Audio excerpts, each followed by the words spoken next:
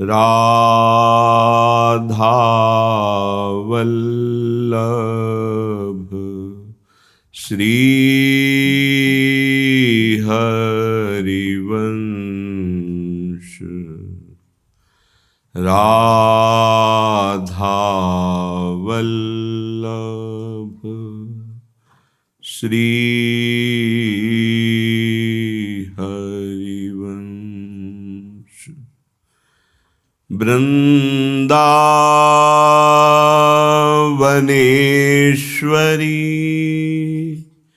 तवैव पदारविन्दम्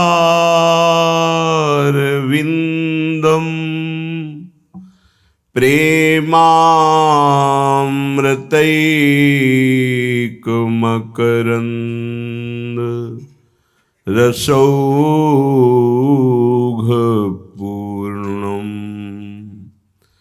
हृद्यर्पितं मधुपते स्मरतापमुग्रं निर्वापयत् परम शीतलमाश्रयामि। परम शीतल माश्रयामि। देखी देखी फूल भई,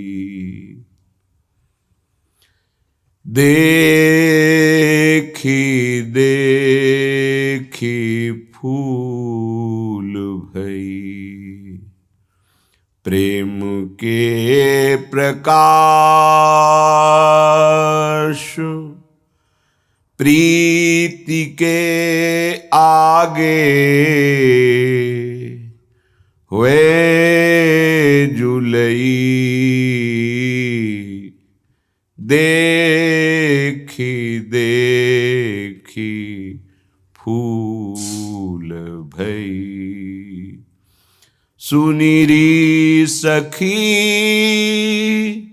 बागो बन्यो आजु, तुम पर तृण टूटत है जुनई। तुम पर तृण टूटत है जुनई। देखी देखी फूल भई। श्री हरिदास के स्वामी श्यामा,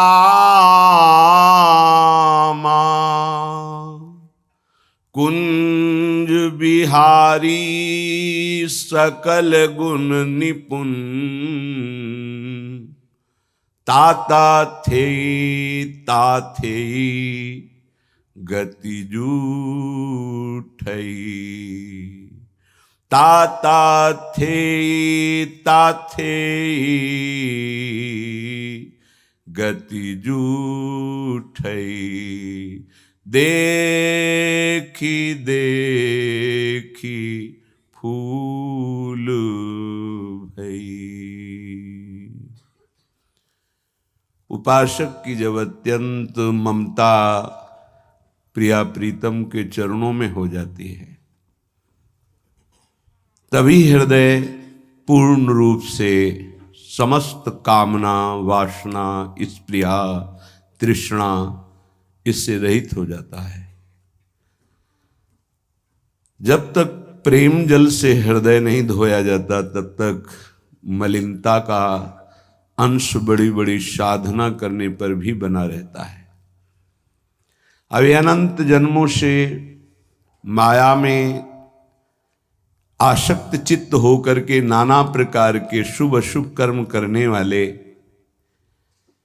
जब भगवत कृपा से पुनः सत्संग प्राप्त करते हैं और साधन मार्ग में लगते हैं तो माया अपना प्रबल रूप धारण करती है। या तो ऐसी अनुकूलता प्रदान करती है कि वो भूल जाए, और या ऐसी प्रतिकूलता झोंक देती है कि उसको लगता है कुछ नाम जपने से नहीं, कुछ साधन करने से नहीं, दुख तो वैसे ही घेरे हुए है।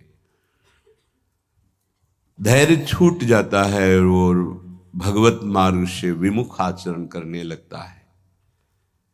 इसलिए उपासक को बहुत सरल ढंग से समझना चाहिए कि पुरानी फसल यदि बाजरा बोई है और बाजरा की रोटी मिल रही, तो अगली फसल गेहूं बो दिया तो कल ही नहीं रोटी बना लोगे।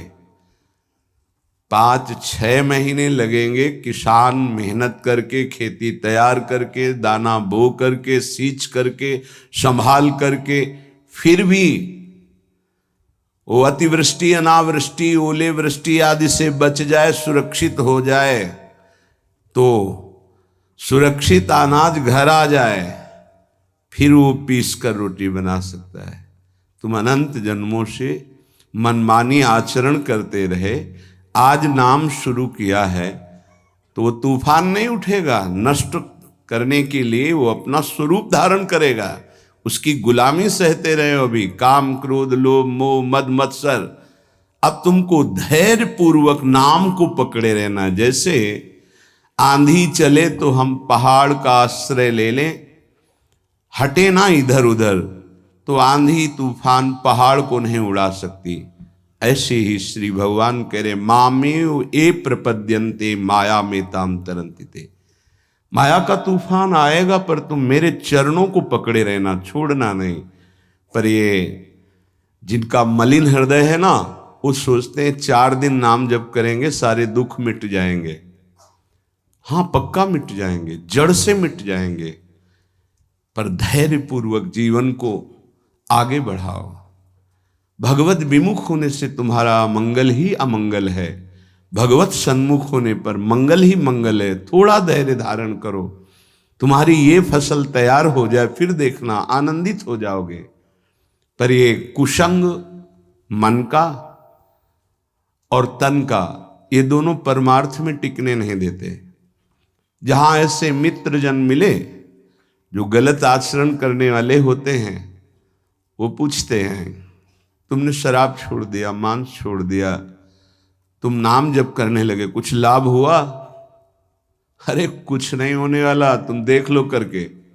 उसके दिमाग में माया तो आक्रमण किए ही है, तत्काल नकारात्मक भाव आ जाता है कि नहीं नहीं, भगवत मार्ग में कुछ नहीं मिला, ठीक कह रहे हो, तो आओ हमारे संग फिर हो जाओ। फिर वो माया के मलिन आचरणों में उतर जाता है। वो संत द्रोह, भगवत द्रोह उसके हृदय में अपना स्थान बना लेता है। फिर जन्म जन्मांतर, युग युगांतर कब अवसर आएगा भगवत मार्ग में चलने का। इसलिए जिनको सत्संग मिला है, जिनको नाम जपने का सौभाग्य मिला है, उनको बहुत धैर्यवान होना पड़ेगा। इसको ऐसे पकड़ना होगा कि जैसे हम बहुत बीमार हैं और इस औषधि के सिवा अब हमारा कोई रास्ता नहीं बचने का, अब हमको ये औषधि खानी ही है। जासु नाम भवभेषज हरनि घोर त्रयशूल, तीनों तापों का नाश करने की सामर्थ्य और संसार समुद्र से पार करने की सुदृढ़ नौका, भवरोग की अचूक औषधि नाम है। हमारा भाव बने न बने, भाव बिगड़ जाए, कोई बात नहीं, तुम नाम मत छोड़ना, हमारी प्रार्थना मानना, नहीं तो ये तूफान माया का आपको उड़ा ले जाएगा, परमार्थ में नहीं खड़ा होने देगा।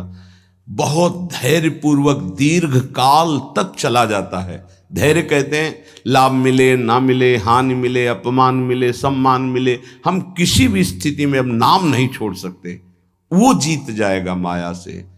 विपक्ष बहुत जोरदार है, आप क्या समझते हो? आप भगवान के अंश हो, ये भूल चुके हो, लेकिन वो नहीं भूली, वो भगवान की शक्ति है। भगवान कह रहे हैं मम माया दुरत्य, मम माया, मम मेरी है। जैसे ममई वांशो आपको बोला तो विपक्ष को भी बोला मम माया। अब आपको सावधान करने के लिए भगवान ही संत गुरुदेव शास्त्र इस रूप में संबोधन करते हैं। तो अगर आप इनकी बात मान जाओगे तो माया भगवती कृपा करेंगी और अपना प्रभाव समेट लेंगी, और यदि आप इनकी अवहेलना उल्लंघन करोगे तो फिर उनके प्रभाव से बड़े बड़े ज्ञानी परास्त हो गए हैं। जो माया बहुबार नचावा, जास चरित को लख नहीं पावा, ऐसी विचित्र है, बहुत बहुत विचित्र। जो ज्ञानिन कर चिता परई, बरियाई विमोह बस करई, ऐसी प्रचंड माया है। इसलिए जिनके कानों में आवाज पहुंच रही हो, हमारी प्रार्थना है, बहुत जन्मों से भटक रहे हैं, ये दुख सुख के प्रलोभन और भय में आकर के नाम न छोड़ दीजिए। ऐसा भी हो सकता है कि नाम जपना शुरू करें, आपकी नौकरी लग जाए, आपका काम बन जाए, आपकी अनुकूलता बढ़ जाए। ये नाम का फल नहीं है, ध्यान रखना, ये नाम का फल नहीं है। हम स्पष्ट आपको कह रहे हैं कि जब से आपने नाम जपना शुरू किया आपका सब मंगल होने लगा, ये नहीं है। ये आपके पुण्यों का है, पूर्व पुण्यों का है। ये नाम आपको सामर्थ्य देखा, दुख और सुख दोनों सहकर परमानंद की प्राप्ति। ये विषयानंद नाम के फल से नहीं। आप नाम जपना शुरू किए, सब कुछ बिगड़ना शुरू हो गया, ये नाम का फल नहीं है। ये आपके पाप नष्ट हो रहे हैं। विवेक पूर्वक चलिए। अगर विवेक नहीं धारण करेंगे तो फिर सब मार्ग छूट जाएगा। विवेक इसी से उत्पन्न होता है, सत्संग से। जहां विवेक जागृत हुआ वो आपको टिका देगा परमार्थ में, नहीं तो बहुत बलवती भगवान की माया है। जब लोगों के विचार सुने तो लगता है कैसे निकल पाएंगे इस माया से। आप निकलना ना चाहे तो किसी की सामर्थ्य नहीं कि आपको निकाल सके। स्वयं श्री भगवान आपके हृदय में बैठे हैं। क्या हो रहा है? दुर्गति हो रही। क्यों? क्योंकि आप नहीं निकलना चाहते, इसलिए। भगवान हृदय में बैठे हैं, नहीं निकल पा रहे हो, बात मान लो। आप निकलना चाहो तो निकल सकते हो, आप न निकलना चाहो तो किसी की ताकत नहीं कि आपको इस माया प्रपंच से निकाल सके। इसलिए आपसे प्रार्थना है कि आप निकलने की कोशिश कीजिए। इसका बड़ा ही प्रलोभन और भुलावा प्रभाव है। प्रलोभन और भुलावा एक क्षण में भुला दे सारे ज्ञान विज्ञान को और अपने में आकर्षित कर दे, उसका नाम माया। ऐसे प्रलोभन फेंक दे कि जानबूझकर तुम भगवान को भूल जाओ और उन प्रलोभनों में लग जाओ, उसका नाम माया। सावधान हो जाइए। इसके प्रलोभनों में, इसके भोगों में आज तक कभी कोई सुखी और तृप्त नहीं हुआ। तुम्हें अब जो मार्ग मिला है ये तृप्ति का मार्ग है। तृप्त हो जाओगे, हाथ उठा के कहोगे अब कछुनाथ न चाहिए मोरे। देख लेना, चलो तो आगे। वैभव, जब ब्रह्मा जी नमस्कार करते हैं तो इससे बड़ा वैभव क्या हो सकता है। भक्त को ब्रह्मा जी भी नमस्कार करते हैं। ब्रह्मा जी की बात जाने दो, जिनके नाभि कमल से ब्रह्मा प्रकट हुए, भगवान भी उनके पीछे पीछे डोलते हैं कि चरण रज पड़ जाए और मैं पावन हो जाऊं। ये केवल अलंकारिक शब्द नहीं है, ऐसा ही है। पग चापू और सेज बिछाऊं, नौकर बनूं हजाम, हाकू बैल बनो गडवारो, बिना तनख्वारथवान, यही तो मेरे मन में ठनी, भगत मेरे मुकुटमणि। मैं भक्तन को दास, भगत मेरे मुकुटमणि। ये मार्ग आप चयन किए हैं भगवत कृपा से, तो इसमें आपको टिकना होगा, इसमें आपको परीक्षा देनी होगी। जितना पढ़ाया जाता है उतनी ही परीक्षा होती है, उसके आगे नहीं होती, ध्यान रखना।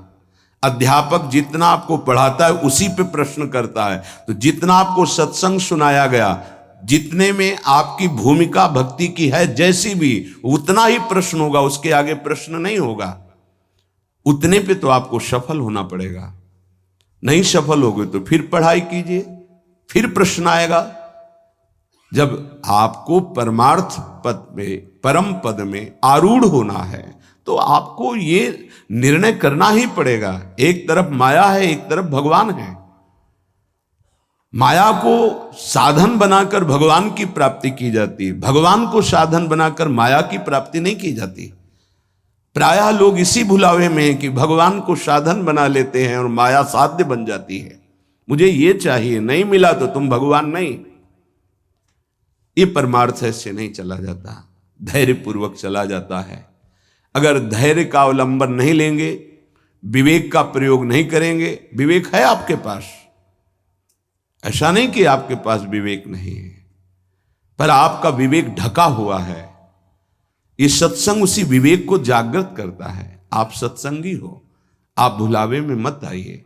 ये माया अपने पार्षदों के द्वारा आपको ठगना चाहेगी। आपने प्रभु को छोड़ दिया, प्रभु की क्या हानि होगी? आप अपनी दशा पर विचार कीजिए, डूब जाओगे। ये माया डुबो देगी। अनंत जन्म भटकते भटकते आज अवसर मिला है भगवत प्राप्ति का, ये आप जान नहीं पा रहे हैं। ये अवसर चला गया तो फिर आप पछताएंगे, कोई अवसर हाथ नहीं मिलेगा। पशु पक्षी बनने के बाद विवेक एकदम ढका रहता है, केवल उतना ही काम करता है, आहार विहार मैथुन निद्रा, बस। वो भगवत प्राप्ति करनी है, मेरा नया जन्म होगा, कुछ विवेक नहीं रहता। आप में ये विवेक जागृत है। आप विवेक पूर्वक परमार्थ को पकड़िए, इस माया की चालों को मत देखिए, सह जाइए, दुख सुख को सह जाइए। श्रीपाद प्रबोधानंद जी महाराज कहते हैं, रहस्यानामे तत्परम सुरहस्यम हरिरसोत सर्वानामाश्चर्योन्मदरस विलासोत्सव मिदम स्वरोचि नित्यानामति परम नित्योज्ज्वलमिदं यदेतत् श्री वृंदावनमिहि दृशो नंदयति नः। रहस्यों का परम रहस्य वृंदावन का प्रेम रहस्य है। कल किसी ने प्रश्न किया कि जब श्री जी मिल जाती हैं तो कैसा आनंद होता है? कैसे कोई बता सकता है? जब लौकिक वस्तु के आनंद के वर्णन की सामर्थ्य जिह्वा में नहीं है तो अलौकिक चिदानंद प्रेम रस का वर्णन कैसे कर सकती है? आपको कोई भी मृदु पदार्थ पवाया गया, कैसा है? बोले मीठा। कितना मीठा है?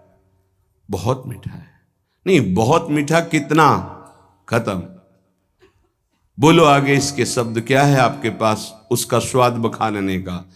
उत्तर हो सकता है कि आप पाकर देख लीजिए, अन्यथा नहीं। जब प्राकृतिक मायाकृत वस्तु के आनंद का आप वर्णन करने में असमर्थ हैं तो चिदानंद को कैसे वर्णन कर सकते, जहां वाणी का ही प्रवेश नहीं है। रहस्यानामेतत्, जितने आनंद के रहस्य हैं, बहुत सी साधनाओं में आनंद है। परम सुरहस्यम हरिरसोत, ये परम रहस्यमय वृंदावन का प्रेम रस है। देख देख फूल भई। आह, जब अत्यंत आसक्ति ममता प्रिया प्रीतम से हो जाती है, उनका नाम जप करते हुए, लीला गायन करते हुए, रसिकों की कृपा प्रसाद से जब ऐसी ममता हो जाती, मेरी श्यामा जो, मेरे लाल जो, तब जाकर के हृदय में ये फूल भई। वो मुस्कुरा रहे, वन विहार कर रहे, वो झूल रहे, नौका विहार कर रहे, खेल रहे, उपासक का हृदय परमानंद की बाढ़ में आ रहा है। बड़ा ये रहस्यमय आनंद है। देखो, अपने बच्चे को जब खेलते हुए मां देखती है तो उसके हृदय में जो होता है वो कोई दूसरी माता अनुमान भी नहीं लगा सकती है।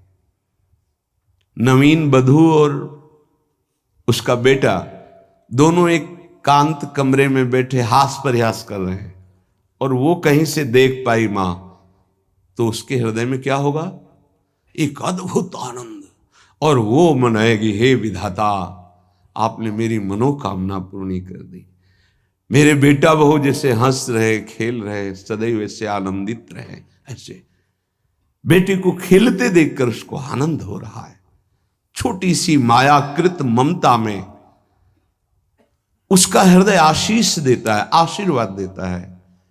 और महाचिदानंद भाव को प्राप्त रसिक जन जब आनंद समुद्र प्रभु और आनंद समुद्र का सार सांद्रानंद घन प्रेम मूर्ति किशोरी, जब इनको देखते, जो भगवान शंकर के ध्यान में आ जाए तो उन्माद अवस्था को प्राप्त हो जाते हैं। वो प्रभु और वो प्रिया जो सामने खेल रहे हैं, उस उपासक के आनंद का कैसे कोई वर्णन करे। उसके हृदय में असीम रहस्यमय प्रेम प्रकाशित होता है। रहस्यानाम मेतत, जितने रहस्यमय आनंद है उन सब आनंदों का परम सुरहस्यम, परम रहस्य में जो प्रेमानंद है वो वृंदावन प्रदान करता है।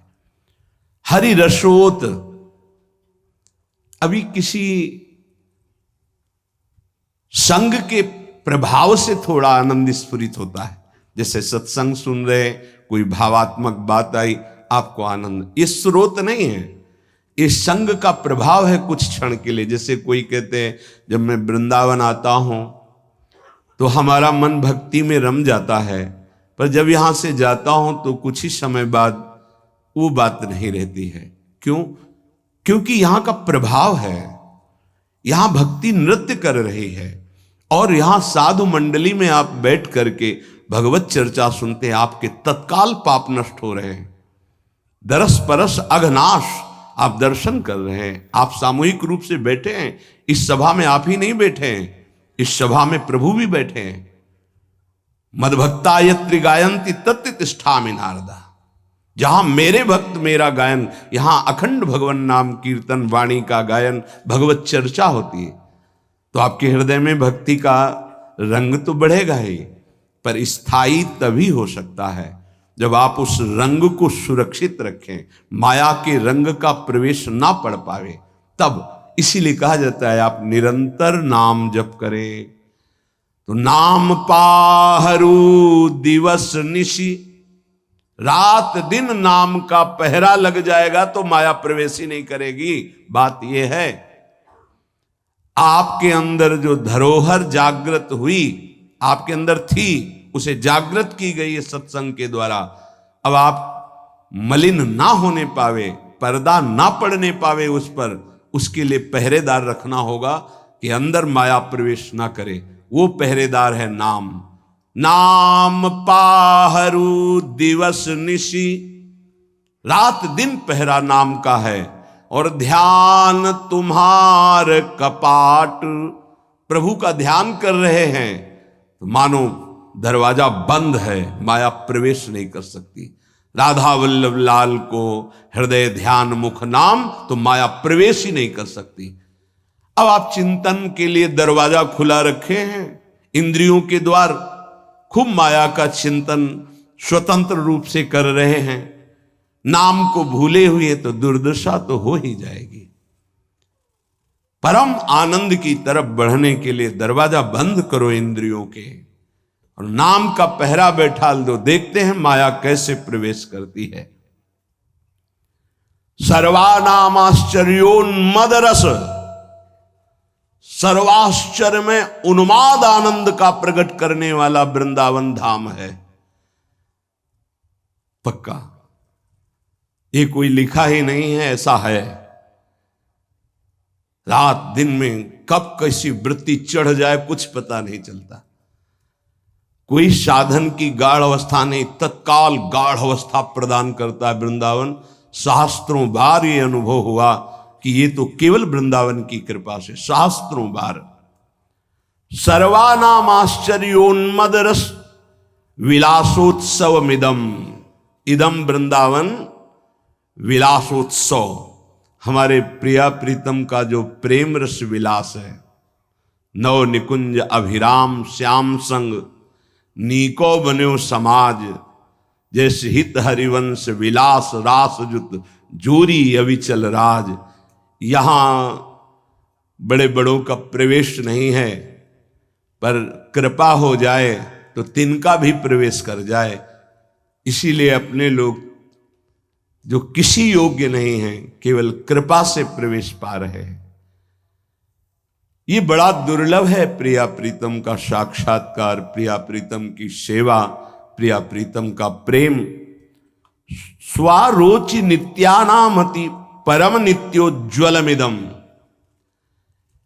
जितने भी स्वयं प्रकाश नित्य चिदानंद आनंद हैं, उन सबको प्रकाशित करने वाला यह वृंदावन है। यहां तक कि प्रिया प्रीतम को भी अपने प्रेम रंग में रंग देता है वृंदावन। प्रिया प्रीतम भी वृंदावन के गुण गाते हैं श्रीमुख से, और वृंदावन के प्रेम में उन्मत्त हो जाते हैं। ऐसा वृंदावन यदेतत् श्री वृंदावन में ही दृश्यो नंदयति नहा। अब तो मेरे नेत्र और मेरा हृदय केवल केवल वृंदावन का आश्रय लेकर आनंदित है। अनन्य आश्रय बहुत बड़ा बल होता है। जिसने वृंदावन का आश्रय ले लिया, उसके लिए कुछ दुर्लभ नहीं है। देखो, एक बार पाप भस्म होने तक आप धैर्य धारण कीजिए। जब तक आपके पाप भस्म नहीं होते, तब तक आप धाम नाम रूप लीला का जबरदस्ती आश्रय लीजिए। ये बात हमारी आप समझने की चेष्टा कीजिए।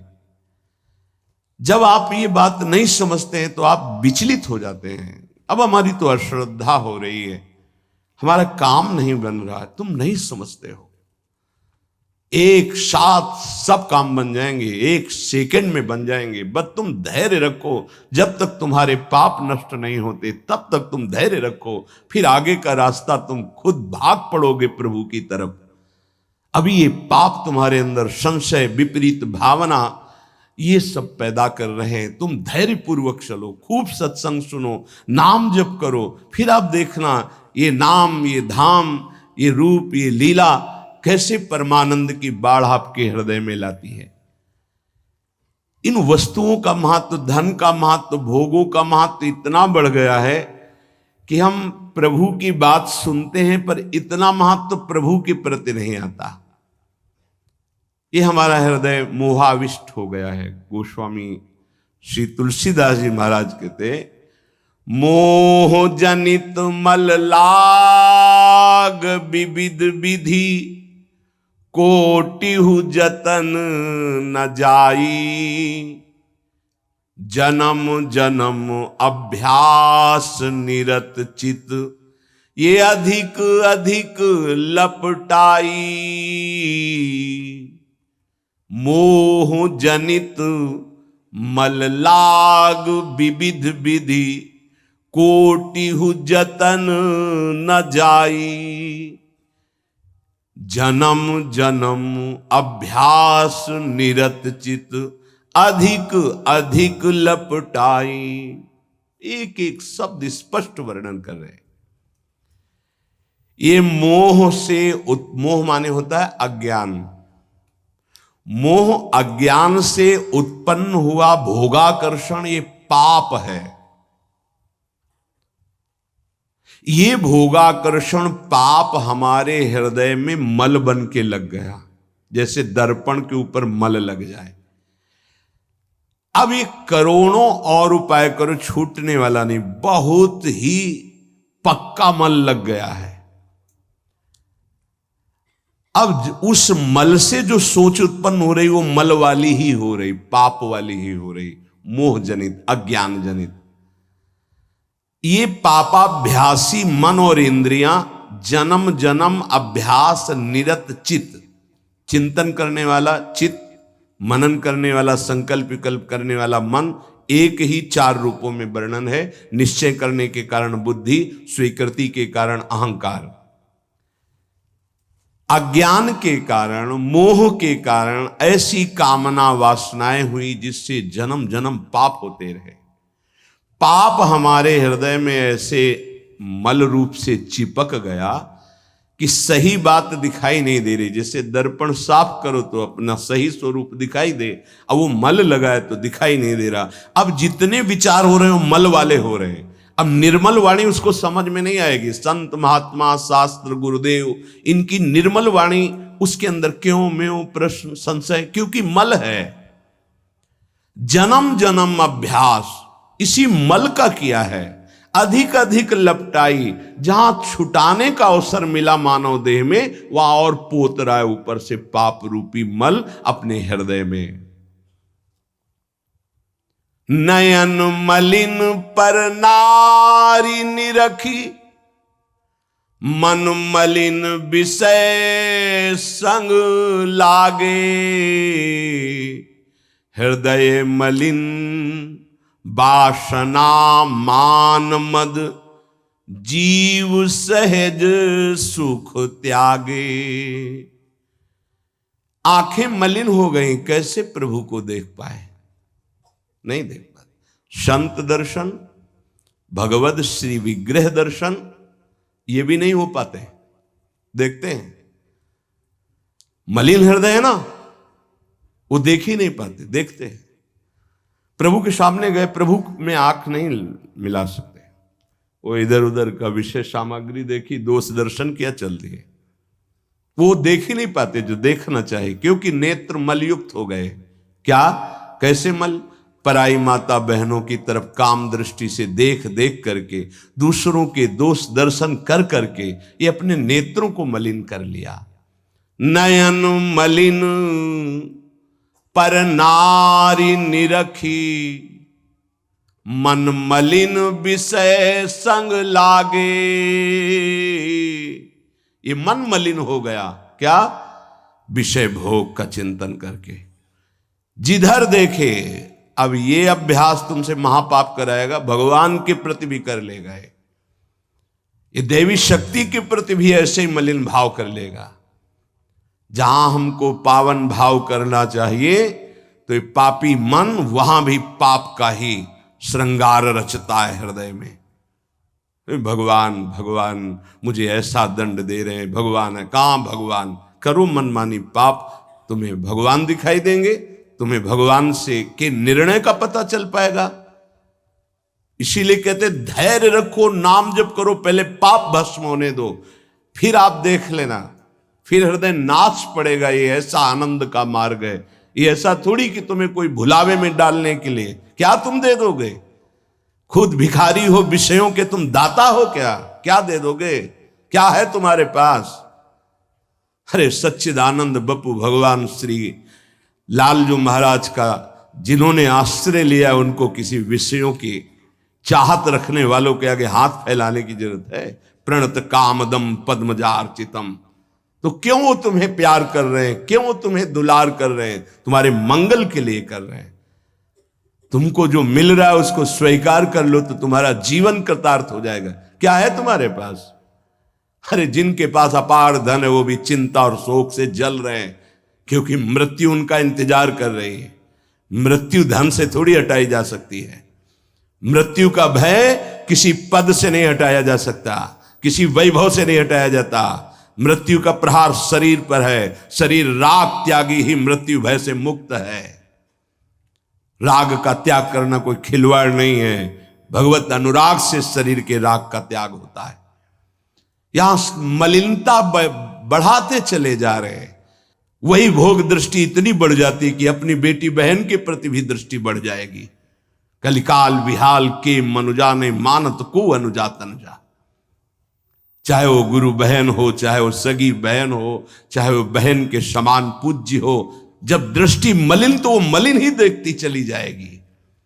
नयन मलिन पर नारी निरखे और मन मलिन विषय संग लागे। मन बस वही भोगों का चिंतन कर रहा है, इंद्रिय विलासता का चिंतन कर, ये मलिन मन का चिंतन।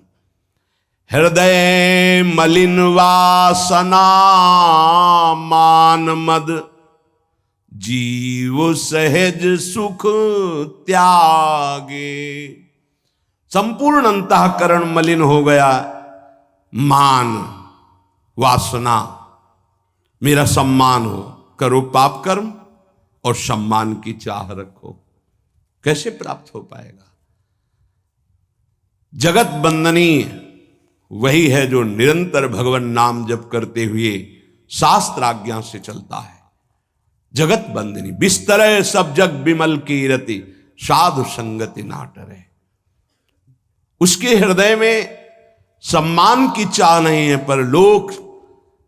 परलोक सब जगह जहां जाएगा उसको सम्मान मिलेगा, क्योंकि उसने पापों को विध्वंस करके भगवान नाम का धन एकत्रित किया है। समझो हृदय की बात। हृदय वासना से मलिन है, वासना परत की परत जमी हुई। जब वही वासना बढ़ जाती तो उसे कामना कहते हैं। अरे एक दो वासनाएं, दुर्वासना मम सदा परिकर्षयन्ति। ज्ञान रूपी झाड़ू लगा करके देखो तब तुम्हें दिखाई देगा कि वासना का पहाड़ जैसा कूड़ा जमा है हृदय में। मद, अहंकार, ये सब हृदय को मलिन कर रहे हैं। मान, मद, वासना। बोले जीव सहज सुख त्यागे। जीव का स्वरूप ही है सहज सुख राशि। वो सुख बिंदुओं में भागकर पाप कर रहा है, अगर लौट आवे पाप नष्ट हो जाए तो वो खुद आनंद स्वरूप है, उसे किसी आनंद का अभाव नहीं है। पर मलिन मन, मलिन हृदय, मलिन नेत्र पाप पर पाप करते चले जा रहे हैं जन्म जन्म से। अब समझाओ तो समझ में नहीं आता। उनको चमत्कार दिखाओ कि आज बोले नाम तो जीवन में कभी दुख ना मिले बस। और जो कमा के रखा है उसको कौन भोगेगा? अवश्यमेव भोक्तव्यम कृतम कर्म शुभाशुभम। तुम्हारे जपने ना जपने से प्रभु में कोई फर्क नहीं पड़ता, तुम में फर्क पड़ जाएगा। अगर भगवत विमुख हुए तो ये भी जन्म नष्ट हो जाएगा। तुम्हारा अहंकार काम नहीं करेगा। अभी मानव देह मिला, कर लो थोड़े दिन अहंकार, इसके बाद पता चल जाएगा। इसलिए अहंकार छोड़ो, शास्त्र आज्ञा, संत आज्ञा, गुरुजनों की आज्ञा का पालन करो, जिससे तुम्हारा हृदय महान हो जाए। उस महान को प्राप्त करने के लिए हृदय महान चाहिए। तुम्हारा स्वरूप ही है आनंदमय। जीव सहज सुख त्यागे, सहज सुख राशि। तू अपने को नहीं जान पा रहा, इसलिए देह भाव से पापाचरण कर रहा है। पर निंदा सुनि श्रवण मलिन भे, बचन दोष पर गाए। सब प्रकार मल भार लाग, निज नाथ चरण बिसराए। गोस्वामी जी कह रहे हैं मेरी श्रवणेंद्री भी मलिन हो जाती जब हम दूसरे की निंदा सुनते हैं। और ये बहुत अच्छा लगता है जब किसी की निंदा हो रही हो तो सुनने में ऐसा लगता है जैसे कोई उसे राज्य पद मिल रहा हो। अरे सावधान रहना चाहिए। दूसरे की निंदा सुनने मात्र से उसके सारे पाप हमारे ऊपर आ जाते हैं। कहीं परनिंदा हो रही हो तो वहां का सिद्धांत है कान में अंगुली डाले, राधा राधा, कान में इसलिए कि अब दोबारा शब्द ना पढ़ पावे, और वहां से खड़ा होकर चला जाए। यदि सभा में किसी की निंदा हो रही है और वहां आप बैठे हैं तो आपको वैसे ही अपराध लगेगा जैसी वो निंदा कर रहा है, या उसका विरोध करे। जैसे शिशुपाल श्री भगवान के लिए मलिन शब्द उच्चारण कर रहा था, भीष्म जी खड़े हो गए, महाभागवत है, अगर प्रभु के प्रति अब एक भी शब्द बोला तो भगवान ने कहा शांत हो जाओ, तुम शांत हो जाओ, तुम मत बोलो। कुछ राजा शिशुपाल के पक्ष के थे तो आवेश में भीष्म जी आ गए। अगर श्री कृष्ण को कोई एक शब्द भी बोले, मेरे आराध्य देव पूरी सभा के ऊपर पैर रखता हूं, अर्थात हर वीर को ये मैं कह रहा हूं कि अगर श्री कृष्ण के विपक्ष में कोई बोला तो मैं रौंद दूंगा। केवल मैं भक्त ही नहीं हूं, मैं महाबली हूं। त्रिभुवन में कोई ऐसा जोड़ नहीं जो भीष्म अपने स्वरूप में आ जाए। और फिर उसे वही भीष्म जी जब अधर्म के पक्ष में खड़े हो गए, पांडवों के विपक्ष में, वही भगवान पांडवों के पक्ष में तो दंड मिला, 6 महीना बाणों की शैया पर पड़े रहे। अधर्म के कारण परास्त हुए ने ऐसे महावीर महाभागवत को कोई परास्त कर सके, असंभव। परम पावन गंगा जी के गर्भ में रहे, जिन गंगा जी का एक बूंद भी अगर शरीर छूटते समय चला जाए तो परम पद मिलता है, उनके गर्भ में रहे। अगर अधर्म का पक्ष ले लिया गया, अधर्म हो रहा है, सभा में बैठे हैं, तो उसी समय तेज नष्ट हो जाएगा, पुण्य नष्ट हो जाएगा, पाप का भागी बनेगा, जैसे भीष्म जैसे महापुरुष को भी बनना पड़ा।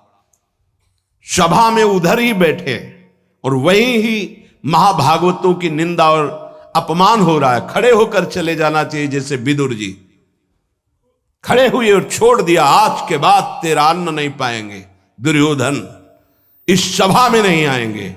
जिस सभा में धर्मात्माओं की निंदा हो, उस सभा का त्याग कर दे, एकांत फूस की झोपड़ी बनाकर रहना पसंद, भिक्षा मांग के खाना पसंद, अधर्मियों का अन्न नहीं, अधर्म सभा का सेवन नहीं। तो भगवान विदुरानी जी के घर गए थे। पर निंदा सुन श्रवण मलिन, बचाना चाहिए श्रवणेंद्रिय को। जहां किसी की निंदा हो, अब तो शौक है इस बात का, निंदा करने का और सुनने का एक व्यसन है। अपने को बड़ा अच्छा साधक मान लेना, दूसरे को हे मानकर उनकी निंदा करना, ये क्या कर रहे हो? अपने जीवन को गर्त में गिरा रहे हो। पर निंदा के ते आवत नहीं कछु हाथ, मूर्ख पर्वत पाप को ले चल अपने साथ। बचन दोष पर गाए, दूसरों की विषय की चर्चा करने का समय कैसे मिलता है लोगों को? नाम जप करो, अपने विषय में सोचो, तुम्हारा मंगल कैसे होगा, तुम निष्पाप कैसे होगे, तुम्हारे दुखों की निवृत्ति कैसे होगी, तुम अपने कर्तव्य का पालन कैसे करोगे, तुम्हारा धर्म क्या है, इस विषय में सोचो। दूसरों के विषय में बोलने की हमारे पास समय वृत्ति कैसे है? ना तो वृत्ति होनी चाहिए ना समय। पर निंदा सुनकर श्रवणेंद्रिय मलिन हो गई और पर निंदा करके वचन मलिन हो गए, और अपने प्रभु से विमुख होकर, हरि से विमुख होकर सब अपवित्र हो गया। शरीर अपवित्र, इंद्रियां अपवित्र, हृदय अपवित्र, स्वभाव अपवित्र। तुलसीदास व्रत दान ज्ञान तप, शुद्धि हेतु श्रुति गावे, राम चरण अनुराग, नीर बिनु मल अति नाश न पावे। खास बात कह रहे हैं, शास्त्रों में बहुत वर्णन है। पाप नाश के बहुत से उपाय हैं, बड़े बड़े व्रत, कृच्छ चंद्रायण आदि व्रत, उपवास करने से कुछ पाप क्षीण होते हैं, लेकिन पाप प्रवृत्ति का नाश नहीं होता। शास्त्र ज्ञान भी पाप निवृत्ति का उपाय है, तपस्या भी, बड़े उपाय शास्त्रों में वर्णन किए पाप नष्ट का। गोस्वामी जी कह रहे भगवान के अनुराग के बिना, भगवत प्रेम के बिना जड़ मूल से हृदय निष्पाप नहीं होता। पाप की जड़ है प्रवृत्ति, वासना, कामना, तृष्णा, स्पृहा, इनका जड़ से नाश हो जाता है जब हृदय प्रेम से द्रवित हो। अपनापन जब प्रभु से होता है, मेरे प्रभु, जहां हृदय में द्रवण क्रिया हुई, आंखों में अश्रु बहे, वो जो पवित्रता होती है, मम भक्ति युक्तो भुवनम पुनात, लोगों को पावन करने की सामर्थ्य उसमें आ जाती है। ये अनुराग प्राप्त करने के लिए मानव देह मिला है, हरि अनुराग। प्रेम प्राप्त करने, कहां प्रेम लग, जरा सी बात हमारे प्रतिकूल हो, हमारी गुरु निष्ठा, भगवान निष्ठा, पता नहीं कहां माया किस कोने में कर देती है कि उस समय में हम केवल उस सामने अनुकूलता को देखते हैं, प्रभु को नहीं देखते, प्रभु के विधान को नहीं देखते। ये नहीं समझ पाते कि हमारे सामने प्रश्न उपस्थित हुआ है, अब हमें अपनी इष्ट निष्ठा, गुरु निष्ठा को परिपक्व रखना है। साधन में उन्नति अपना पुरुषार्थ और गुरुदेव की कृपा, भगवत कृपा दोनों चाहिए। अगर पुरुषार्थ नहीं करोगे तो कृपा है उसका स्वाद नहीं ले पाओगे। कृपा रसोई बना करके सामने रख देना थाल, पुरुषार्थ उसे पाना। पूज्यपाद श्री उड़िया बाबा जी महाराज कहते साधक का प्रयास और भगवान गुरुदेव की कृपा, ये दोनों सिद्धावस्था की प्राप्ति में अत्यंत आवश्यक हैं। कायर बन के हाथ पे हाथ रख के बैठ जाए कि वो कृपा से सब हो जाएगा, ये कायरता कृपा नहीं सिखाती, ये कायरता है। पुरुषार्थ जितना हम में अध्यात्म बल है उसके अनुसार हम चल रहे हैं, बकाया सब कृपा से हो जाएगा, पक्का हो जाएगा। मन क्रम वचन छाड़ी चतुराई और भजत कृपा करिहे रघुराई।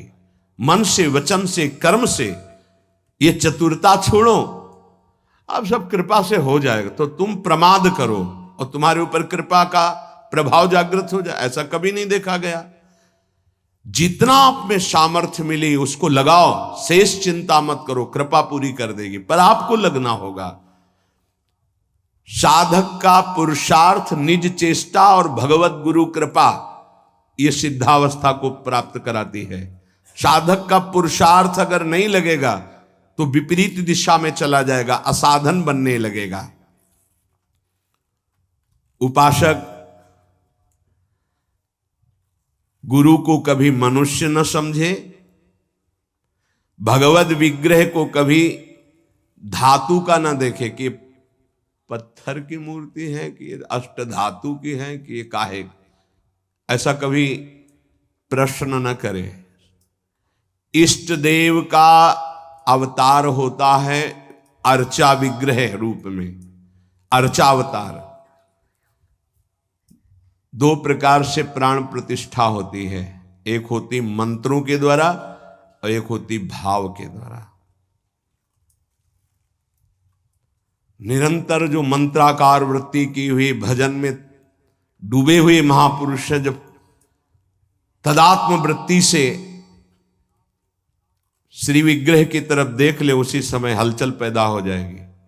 प्राण प्रतिष्ठा हो गई, छाती से लगा लिया, प्राण प्रतिष्ठा हो गई। मंत्रों का एक अनुष्ठान वैदिक सिद्धांत से और एक है भाव सिद्धांत। धन्ना जाट के भांग के बट्टा में कोई प्राण प्रतिष्ठा मंत्र से नहीं हुई, भाव से भगवान प्रकट हो गए थे। सिलपिल्ले बाई के भाव से भगवान प्रकट। जब हम अपने प्रभु को अपने प्रभु की भावना से प्यार से देखते हैं तो वहीं प्रकट हो जाते हैं। जैसे खंभा फोड़कर नरसिंह भगवान प्रकट हो गए प्रहलाद जी के लिए, भाव से देखा। नामदेव जी ने तो कुत्ते से भगवान प्रकट हो गए, भाव से देखा भूत से भगवान प्रकट हो गए। तो फिर श्री विग्रह में भगवान नहीं प्रकट हो जाएंगे जब भक्त भाव से देखेगा। और भाव ना हो तो भगवान में भी भगवान नहीं दिखते। दुर्योधन को कहां दिखते थे? दुर्योधन दुशासन इनको नहीं दिखते थे, भगवान में भी भगवान नहीं दिखते। गुरु को मनुष्य समझना, भगवत विग्रह को धातु या पाषाण का समझना, गुरु मंत्र को साधारण शब्द समझना, चरणोदक को सामान्य जल मानना, भगवत प्रसाद को भोजन मानना, अन्न मानना, साधु की जाति पर दृष्टि रखना, ये उपासक को सावधानी पूर्वक त्याग कर देना चाहिए। ये उपासना के बड़े विघ्न हैं। यदि ऐसा भाव बना रहेगा तो उपासना सिद्ध नहीं होगी। कभी कभी चूक हो जाती है। प्रसाद में अन्न या फल दृष्टि नहीं रखी जाती, सिर्फ प्रसाद। और वैष्णव पद्धति है, प्रसाद का किनका मुख में अगर डाल लिया जाए तो कोई भी व्रत भंग नहीं होता, चाहे निर्जला ही क्यों न हो।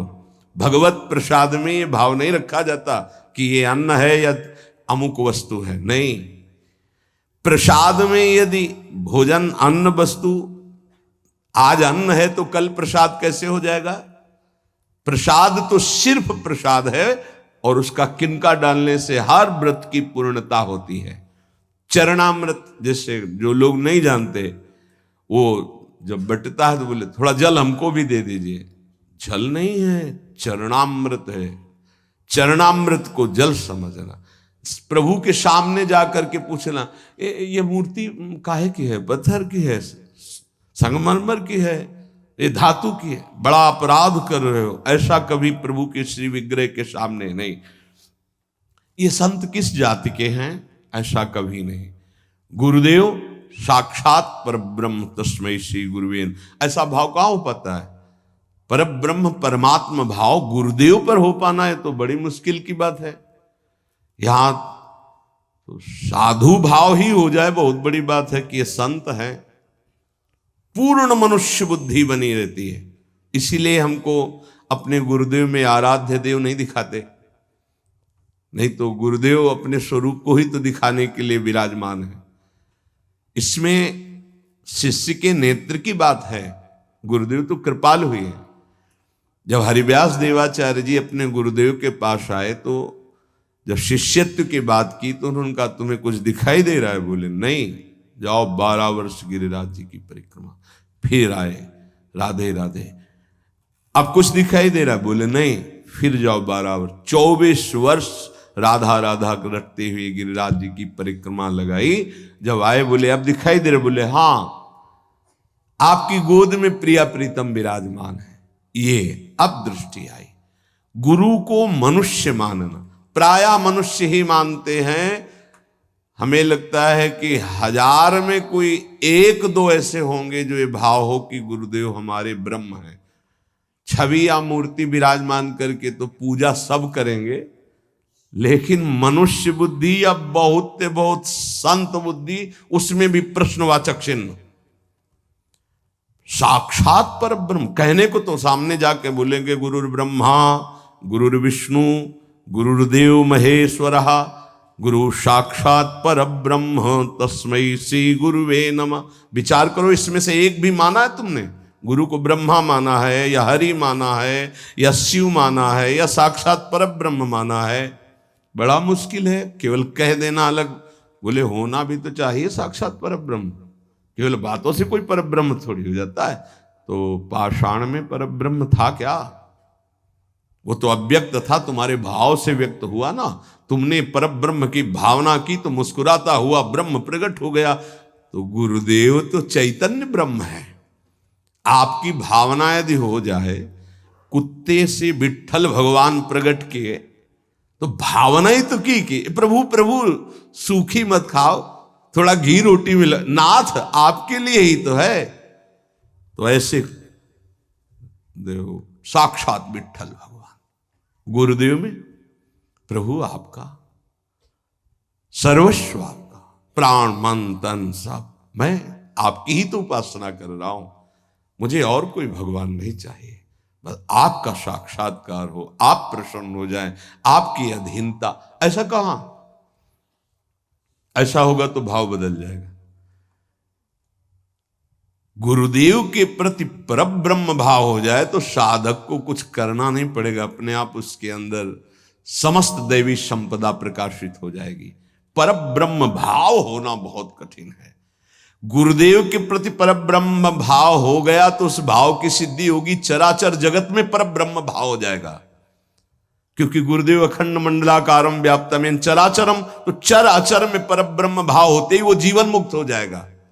बहुत कठिन बात है। इसलिए उपासक इस भाव को सिद्ध करे। गुरुदेव साक्षात परब्रह्म, भगवद विग्रह साक्षात मेरे इष्ट देव, चरणोदक अहो भाग्य जो हमें चरणामृत पीने को मिल रहा है, कोई जल नहीं। और गुरुदेव का मंत्र, ये कोई शब्द नहीं है, साक्षात इष्ट देव मिल गए, मुझे मंत्र मिल गया तो। पर ऐसी बुद्धि कहाँ है? पड़ा है एक कोने में हृदय में मंत्र, उसका बार बार स्मरण नहीं, बार बार दुलार प्यार नहीं मंत्र का। आप देखो मंत्र को कितना प्यार करते हैं आप। मंत्र का प्यार है बार बार स्मरण करना, दुलार करना। तो उसी का जागरण होगा तो वहीं प्रिया प्रीतम निकुंज सब उसी में छुपा है। ये जो मंत्र है ना, इसमें सब कुछ छुपा है।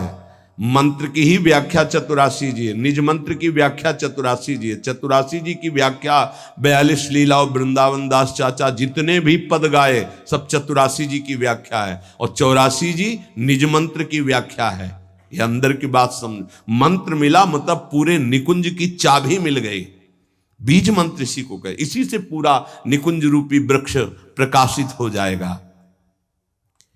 इष्ट देव में, गुरुदेव में जितना तुम्हारे भाव की कमी रहेगी उतना ही उपासना असफल रहेगी। जब अपने इष्ट देव के पास कोई जाता, जैसे यहां से कोई बोले कि बरसाने जाए, हे सुनो श्री जी को हमारी भी दंडवत कर, अहो भाग्य आपके कि आप श्री जी के दर्शन करने जा रहे, हमारी दंडवत कह देना, हमारी स्मृति, हमारी भी अर्जी लगा देना। कोई आपका है, ईर्ष्या तो नहीं होगी ना, द्वेष तो नहीं होगा, उसके प्रति जलन का भाव तो नहीं होगा कि तो श्री जी के दर्शन के लिए जा रहा है। ऐसे ही यदि हमें गुरुदेव से प्रेम है और हमें दिखाई दे रहा कि गुरुदेव इनको ज्यादा प्यार कर रहे हैं, तो हमारा उससे ज्यादा प्यार हो जाएगा। आपके हो भाग्य, कभी हमारी भी स्मृति दिला देना, गुरुदेव को ये प्रदान कर देना। गुरुदेव, उसके अंदर द्वेष तो नहीं आएगा, जलन तो नहीं आएगी। जब मनुष्य बुद्धि होगी तब जलन होने लगेगी, तब ईर्ष्या जागृत हो जाएगी। नापना चाहिए अपने हृदय में कि गुरुदेव के प्रति मनुष्य बुद्धि का लक्षण है, साधु बुद्धि का लक्षण है, या साक्षात पर ब्रह्म का लक्षण है। इतनी गोपी जन थी, क्या किसी को किसी के प्रति ईर्ष्या थी क्या? एक साथ बैठकर सब कात्यायनी की उपासना, एक साथ यमुना स्नान, एक साथ अनुष्ठान श्री कृष्ण को प्रीतम रूप में प्राप्त करने का। ऐसे सहस्त्रों उपासक, सही पूछो तो इतना भी अंतर नहीं, सबके प्रति प्रभु का समान प्यार है, गुरुदेव का, प्रभु का। पर जो जितना प्रभु मानेगा, जितना अपनापन करेगा, वो दूर रहकर भी अनुभव करेगा कि गुरुदेव का, इष्ट देव का हमारे प्रति सबसे अधिक प्यार है। यह सबको अनुभव होगा। यदि आप पवित्र हृदय से, भगवत भाव से, तो आपको यह अनुभव होगा कि देखो, देखें या ना देखें, बोले या ना बोले, मिले या ना मिले, मेरा हृदय कहता है कि गुरुदेव, इष्ट देव सबसे ज्यादा मुझे प्यार करते हैं। ये भगवत भाव में रहता है। इष्ट देव और गुरुदेव की परिपूर्णता के भाव में जितनी कमी रहेगी, उपासना उतनी कच्ची रहेगी। इष्ट देव गुरुदेव की परिपूर्णता में भाव, इष्ट देव में कभी एक देशीयता का भाव नहीं रहना चाहिए। मेरे इष्ट देव सर्वत्र विराजमान है, तभी सच्चिदानंद भाव पूर्ण होगा। मन उपासना किए बिना नहीं रह सकता, इसका स्वभाव है उपासना करना। यदि प्रभु की उपासना नहीं की तो भोगों की उपासना ये करेगा ही करेगा, तुम इसे रोक नहीं सकते हो। अगर ये भोगों की उपासना करेगा तो दुख, चिंता, भय, शोक, मृत्यु, इससे तुम बच नहीं सकते हो। और मन का स्वभाव उपासना करना, ये बिना उपासना किए नहीं रह सकता। यदि प्रभु की उपासना नहीं की तो विषय की उपासना करेगा, इसलिए बचाओ इसको विषय उपासना से और प्रभु की तरफ लगा दो। तो बोले, ये जानते हुए कि ये विषय उपासना पाप कराएगी, फिर भी हम इसे क्यों नहीं रोक पाते?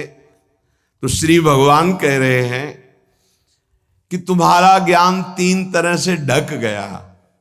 पहला, अग्नि में जैसे धुआं पर अग्नि है, अर्थात ज्ञान है, पर धुआं हट जाए तो सही ज्ञान दिखाई दे, ऐसे पहली स्थिति उपासक की विषय उपासना की तरफ, काम वासना की तरफ जब होती है, उस समय एकदम वो ज्ञान जागृत करने के लिए सत्संग आदि का सहयोग तो बच जाएगा। नहीं, दूसरी आती दर्पण में मल की तरह, अब उसमें बड़ा प्रयास करने पर।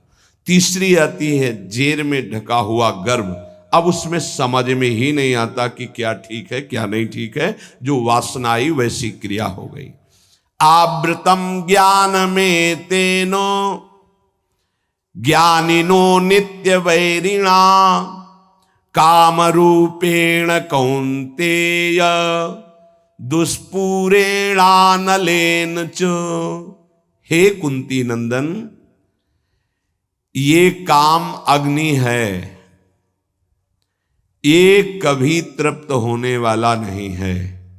जैसे अग्नि में धीरे धीरे घी डालो तो भड़केगी, वो शांत नहीं होगी।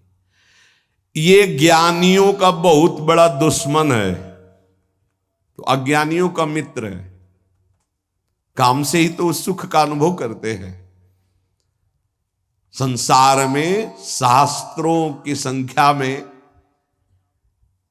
केवल काम सुख के लिए ही सारा चिंतन है। देख लो, हमें पढ़ना लिखना है, खूब रुपया कमाना है, अपनी कामनाओं की पूर्ति करनी। काम का सीधा तात्पर्य केवल एक ही इंद्रिय से नहीं, सर्वेंद्रियों के भोग से है। अगर ये दुश्मन है तो किनका है? जो इस संसार रूपी महान दुखालय से मुक्त होना चाहते हैं। वैसे है तो दुश्मन उनका भी, क्योंकि दुख शोक चिंता भय पाप आचरण कराता है, पर वो मित्र मानते हैं, इसी से वो सुखी होना चाहते हैं। ज्ञानिनो नित्य बैरिणा, ज्ञानियों का ये दुश्मन है। तो कोई ऐसा न समझ ले कि ज्ञानियों को भी काम परास्त करता है क्या। तो यहां ज्ञानी शब्द शास्त्र ज्ञानी से, ब्रह्मबोध से नहीं है। ब्रह्मबोध संपन्न महापुरुष के हृदय में नहीं स्वात्मा रामम विषय मृग तृष्णाम भ्रमयति, भ्रम पैदा ही नहीं कर सकती माया। जहां आता है जो ज्ञानिन कर चिता परई बरियाई विमोह बस करई, वो शास्त्र ज्ञानी ब्रह्मबोध संपन्न महापुरुष नहीं, वहां गुंजाइश ही नहीं है। जैसे भगवत प्रेमी महात्मा नहीं, अभी वैदी भक्ति गौड़ी भक्ति तक हो सकता है, लेकिन अनुराग, जहां अनुरागात्मिका भक्ति जागृत हुई, प्रेम लक्षणा भक्ति, वहां प्रवेश नहीं किसी विकार का।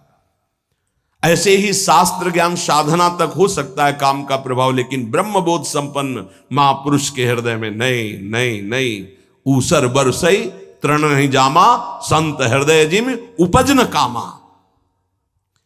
भगवान कह रहे हैं दुष्पूरेणानलेन च, ये कभी पूर्णता नहीं होती काम में। अग्नि में घी की आहुति सुहाती सुहाती डाली जाए तो कभी वो बुझेगी नहीं, बढ़ती चली जाएगी। ऐसे ही कुछ लोग सिद्धांत कहते हैं भोग से योग। भाई शास्त्र तो आज्ञा नहीं करता ऐसा। न जातु कामः कामानाम उपभोगेन साम्यति हविषा कृष्ण वर्तमेव भूय एवाभिवर्धते। कभी काम भोग से कामनाओं की शांति नहीं होती और बढ़ती है जैसे आग में घी डालने से। कलयुग है, बड़े सिद्धांत चलेंगे। कलयुग में शास्त्र विरुद्ध आचरणों की बाढ़ आ जाएगी। शास्त्र सम्मत चलो, परिपक्व अवस्था आएगी तो सिद्ध हो जाओगे। सिद्धों का नाटक न करे, नहीं तो माया जब अपना नाटक खड़े करेगी तो आप टिक नहीं पाओगे। और जो सिद्ध हैं उनके आगे से लजाकर भाग जाती माया, अपना कोई प्रभाव नहीं दिखा पाती।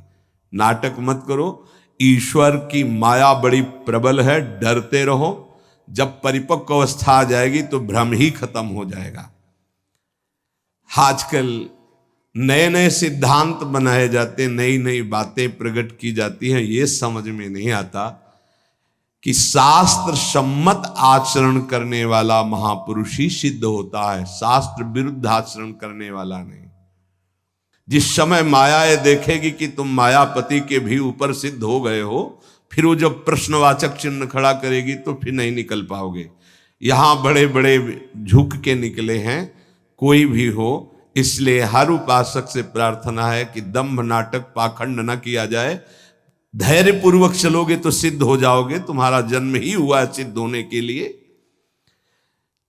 कभी भोगों से योग की प्राप्ति नहीं होती। जगत गुरु भगवान श्री कृष्ण से बढ़कर कोई ज्ञानी नहीं है। त्यागात शांतिरनंतरम भगवान के शब्द हैं, और ये भी भगवान के शब्द हैं। और लोगों का मन यही चाहता है कि कोई ऐसा मार्ग मिले जिससे मनमानी भोग भोगने को मिले और योग भी हो जाए, फिर क्या है? फिर तो भीड़ वही लगेगी जहां भोग से योग है। भोग त्याग से योग, उसमें तो कोई बिरला। कोई एक पाव भगत जी में मोरी। आज शास्त्र की मर्यादा को ही नहीं समझा जाता है। जो जितना मन, फिर अंत में बड़ी दुर्गति होती है। मनमानी आचरण करने वाले की अंत में बड़ी दुर्गति होती है।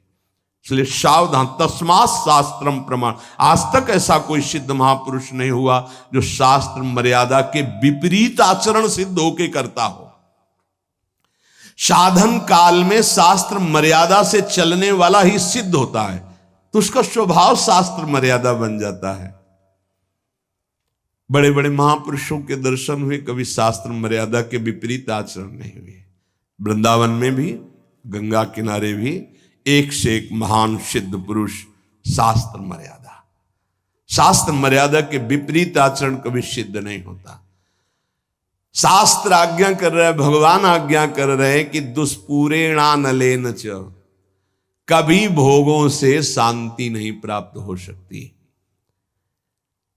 कामना जितनी भोग भोगते जाओगे उतनी बढ़ती चली जाएगी, तृप्ति नहीं होगी। कामना अग्नि की तरह है, जितना भोग भोगते जाओगे उतने ऐसे घी डाल रहे हो, वो बढ़ती चली जा रही। भोग भोगोगे, भोगों के संग्रह करने की इच्छा बढ़ती चली जाएगी, भूख बढ़ती चली जाएगी। और इतना तुम समझ लो, तुम चैतन्य हो और भोग जड़ है, कभी तुम्हारी तृप्ति नहीं हो सकती। जड़ से कभी तृप्ति नहीं हो सकती। ये जड़ शरीर है और तुम चैतन्य हो। चैतन्य की जड़ से कभी तृप्ति नहीं हो सकती। इसलिए जैसे 100 रुपए की कामना हो, 100 मिल जाए तो 1000 की 1000 हो तो लाख की लाख की, करोड़ करोड़ की, अरब की, और ऐसे अरबों खरबों बन जाए तो भारत का नंबर 1 धनी। फिर विश्व में कितना बोले, अभी तो 10वां नंबर है, नहीं 1 नंबर में। ऐसी वासना बढ़ती चली जाती, कभी तृप्ति नहीं होती। जब उपासक इस बात को समझ जाता है कि जितनी जिसकी बड़ी वासना उतना वो बड़ा गरीब है। देखो, शास्त्र में गरीब किसे कहते हैं? जिसकी जितनी बड़ी मांग है। एक आदमी 100 रुपया मिला, तृप्त हो गया, छोटा गरीब है ये। एक आदमी 1 करोड़ भी मिला, उसको तृप्ति नहीं, ये बड़ा दरिद्र है, ये बड़ा गरीब है। क्योंकि दरिद्रता, भूख, उसकी बड़ी भूख हो गई है। धन की जितनी भूख बढ़ जाती है उतना ही वो दरिद्र माना जाता है। देखो ना, चाह गई चिंता मिटी, मनुआ बेपरवाह, जिनको कछु न चाहिए वो साहनपति शाह, वो शहनशाह के भी शहनशाह, वो दरिद्र नहीं, गरीब नहीं। 7 गांठ कौपीन में इंद्र बापुरो कौन। देख लो, गरीब कौन? जिसके धन की बड़ी चाह बढ़ गई है। वास्तव में धन नहीं बाधक है, धन की चाह बाधक है। धन मिल जाए तो साधु सेवा, गौ सेवा, अस्पताल बनवा दे, गरीबों की औषधि के बहुत से बढ़िया मंगलमय कार्य। लेकिन धन की चाह बढ़ जाए तो निरपराध को दंड देना, असमर्थ असहाय को लूट लेना, हिंसा कर देना, न जाने कितने अपराध जागृत हो जाते हैं इस धन की चाह में। वो परमात्मा प्राप्ति की तो बात जाने दो, धर्म भी नहीं समझ पाता है। इसलिए दुष्पूरेणानलेन च, ये कभी पूर्ति नहीं होने वाली कामनाओं की आज तक किसी की नहीं हुई। काम रूपेण, नाशवान शरीर पदार्थ की भोग वासना, ये काम रूपेण है, ये बहुत बड़ा दुश्मन है, ये भगवत प्राप्ति नहीं होने देगी। नाशवान शरीर भोग, नाशवान वस्तु भोग, नाशवान भोगों की चाह, ये भगवत प्राप्ति ये नहीं होने दे रही। ज्ञान सबको है कि 4 दिन बाद मर जाना है, ज्ञान सबको है, यहां से कुछ नहीं जाएगा। वस्तु, व्यक्ति, स्थान, आपका किया हुआ पाप कर्म और पुण्य कर्म साथ जाएगा। पर वो शुभ क्यों नहीं कर पाता, वो लाभ क्यों नहीं कर पाता? क्योंकि काम ने ढक दिया है। काम वासना। कामना किसे कहते हैं? जिसका अभाव खटक रहा है। अप्राप्त की प्राप्ति की चाह का नाम कामना है। सुख की कामना से ही हम सारे चाहें पैदा करते हैं। जितनी चाह है उसके अंतर में सुख है कि ये वस्तु मिल जाए तो सुख मिल जाएगा, ये शरीर मिल जाए सुख मिल जाएगा, ये पद मिल जाए सुख। जितनी भी चाह है उसके मूल में सुख है। और बावरे बाहरी कहीं सुख लगे, सुख तो तेरे अंदर है, सुख राशि तू है। कहीं तुझे जड़ प्रकृति में सुख नहीं मिल सकता कभी भी, क्योंकि तू अविनाशी का अंश है। तुझे विनाशी प्रकृति कभी तृप्त नहीं कर सकती, पक्की बात। पर यह ज्ञान काम क्यों नहीं कर रहा? क्योंकि काम ने ढक दिया है। कैसे ढक दिया? जैसे बोले अग्नि को धुएं ने, दर्पण को मैल ने, जेर को ने गर्भ को, ऐसे तेरा ज्ञान ढक गया है सतोगुण रजोगुण तमोगुण वृत्ति होने के कारण। अप्राप्त की प्राप्ति करने का नाम, सुना हुआ देखा हुआ भोग, उसे भोगने की इच्छा का नाम, उस भोग को संग्रह करने की इच्छा का नाम कामना। और अंतःकरण में बहुत सूक्ष्म वृत्तियां भोगों की दबी हुई है, उनका नाम वासना। और ये वस्तु, ये भोग तो चाहिए ही मुझे, इसके बिना मैं नहीं जी सकता, इसका नाम स्पृहा। और ये तो हमारी बहुत पसंद की वस्तु है, व्यक्ति है, स्थान है, आसक्ति। अब आशा लगाए हुए हैं कि ये भोग तो मिलेगा ही, जरूर मिलेगा, आज नहीं तो कल, इसे आशा कहते हैं। अब अधिक से अधिक भोग लूं, इसे लोभ कहते हैं। भोगे हुए भोगों को पुनः भोग लूं, इसे तृष्णा कहते हैं। अब चाहे मांगना ही क्यों न पड़े, ये प्रबल इच्छा बढ़ गई, याचना। इस तरह ये पूरा काम ही है जो कामना, वासना, स्पृहा, आसक्ति, याचना, लोभ, तृष्णा इनके रूप में प्रकाशित होता है। ज्ञानिनो नित्य वैरिणः, जो साधन मार्ग आपको मिला है और जो इस मार्ग में चल रहे हैं, वो सब साधक ज्ञानी हैं, चाहे जिस मार्ग के हो। क्यों? क्योंकि वो अज्ञान का त्याग कर सत मार्ग में चल रहे हैं, तो विवेकी तो है ही, ज्ञानी तो है ही। उनका एक खास दुश्मन है। और बोले जितने संसारी लोग हैं उनको तो मार के गिरा दिया। दुश्मन तो तब होता है ना विपक्ष खड़ा हो, वहां कोई विपक्ष है नहीं है, वो तो उसी में राजी है ना। साधक ज्ञानी, जो ज्ञान जागृत हुआ कि असत है और त्याग कर चला, अब वो गिराने की कोशिश।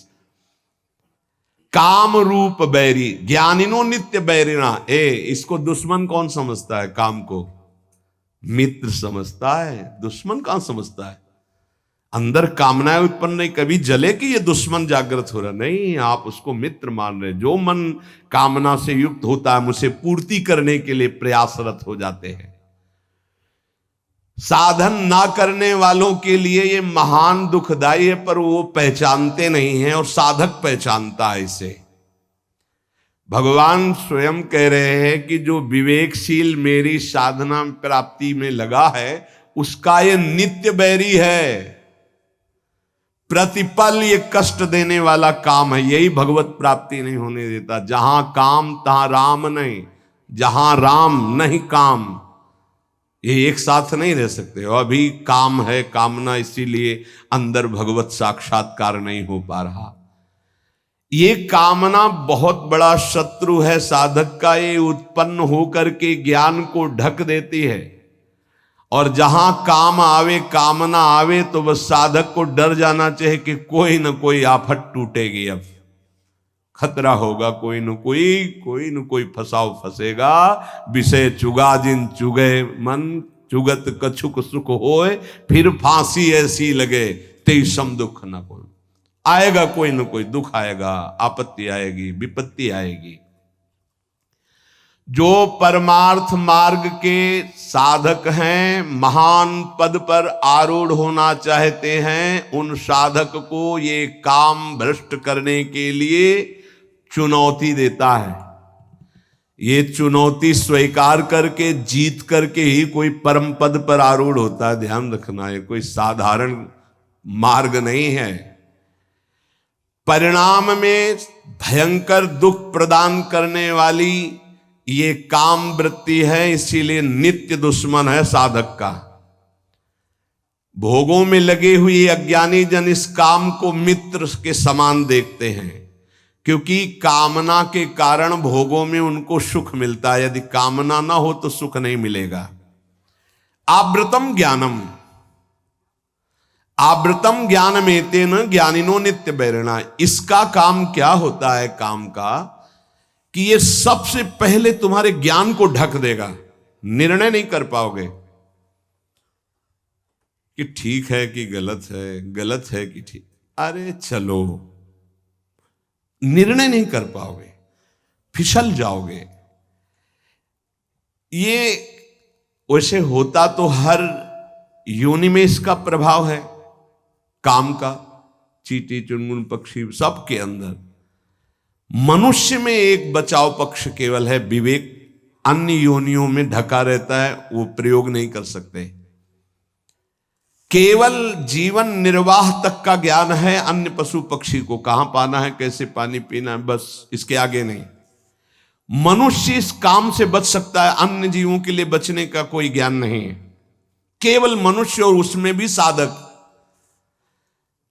पर यह काम इतना प्रबल है कि सबसे पहले ज्ञान को ढकता है, निर्णायक को पकड़ लेता है। निर्णायक है बुद्धि, और निश्चय करती सुख तो है इसमें। आप कोई नहीं बचा सकता, निर्णायक फंस गया। पेशकार चिल्लाता रहे और न्यायाधीश ना बोले तो पेशकार की एक भी नहीं चलेगी। मन है पेशकार, बुद्धि है न्यायाधीश, और न्यायाधीश बोल पड़े तो फिर पेशकार की नहीं चलेगी।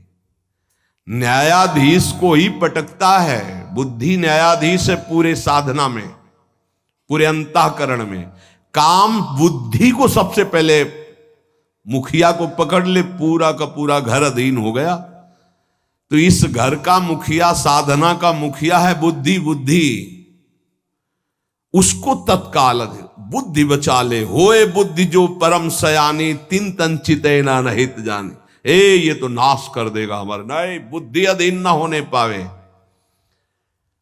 बुद्धि अधीन हो गई तो फिर पूरा डिपार्टमेंट अधीन हो जाएगा। जैसे राजा को बंदी बना लिया तो सब अस्त्र डाल देंगे सैनिक, उनको बंदी बनना ही पड़ेगा। ऐसे ही पूरे साधना का जो मुख्य है वो बुद्धि है, पूरे अंतःकरण का जो मुखिया है वो बुद्धि है। काम क्या करता है? बुद्धि को सीधे बंदी बनाता है। ध्यान रखना, सीधे बुद्धि को अटैक करता है। बुद्धि तो निर्णय करने में असमर्थ हो जाती है।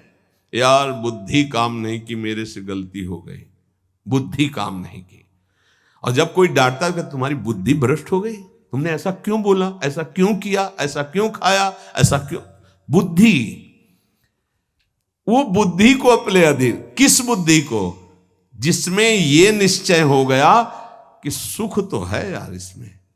अब वो बुद्धि बच नहीं सकती, क्योंकि उसमें काम का पर्दा ढक गया कि सुख है। भगवान कहते दुख योनि या दुखालयम, तुमने निश्चय कर लिया सुख है, भगवान के विरुद्ध। अपने प्रति कोई अप्रिय व्यवहार करे तो बुरा लगता है ना। तो इससे ज्यादा अप्रिय व्यवहार क्या होगा जो हमारे इष्ट और गुरु से हमको विमुख कर दे। वो बुरा नहीं लगा तुम्हें, काम तुम्हें प्रिय लगा, यही बुद्धि भ्रष्ट का लक्षण है।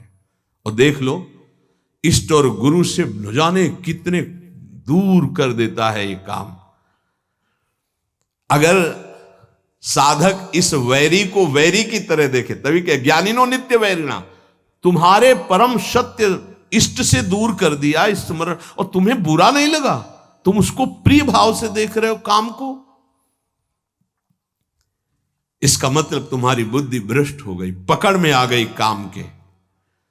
इसीलिए निरंतर भजन करना। सेवक जी महाराज निष्काम धर्म के सिद्धांत के वर्णन करने वाले वो भी मांग रहे हैं, देव कृपा करी बुद्धि प्रकाश, हमारी बुद्धि सदैव प्रकाशित रहे, अंधकार से युक्त ना हो तभी ठीक है। अगर प्रकाश क्या है? नाम, नाम जप, उसी से शुद्ध ज्ञान बचा रहेगा। नहीं, ज्ञान होने पर भी ज्ञान को ढक देगा। नाम जप बहुत आवश्यक है, बहुत आवश्यक। नाम जप देख लेना, अगर आप पकड़ लिए नाम जप तो आप परिणाम देख लेना, लोक परलोक में सब जगह। तुमको ये तो याद नहीं रहेगा कि ये शब्द बार बार याद रहे कि देख लेना, कृतार्थ कर दिया, ये बात याद नहीं रहेगी, लेकिन कृतार्थ हो जाओगे। मान लो, केवल तुम मान लो। आंख मूंद के जब सब कर ही रहे हो तो एक और पकड़ लो ना, राधा राधा राधा राधा, सुख मिले दुख मिले, अब कुछ भी हो छूटने वाला नहीं राधा नाम। तो आप देख लेना परिणाम में। कामना के त्याग में सुख है, ये बुद्धि ज्ञान नहीं दे पा रही है। ज्ञान तो है कि गलत है, पर अंदर है कि इसमें सुख है, तो गलत होने पर भी हमसे हो जाता है।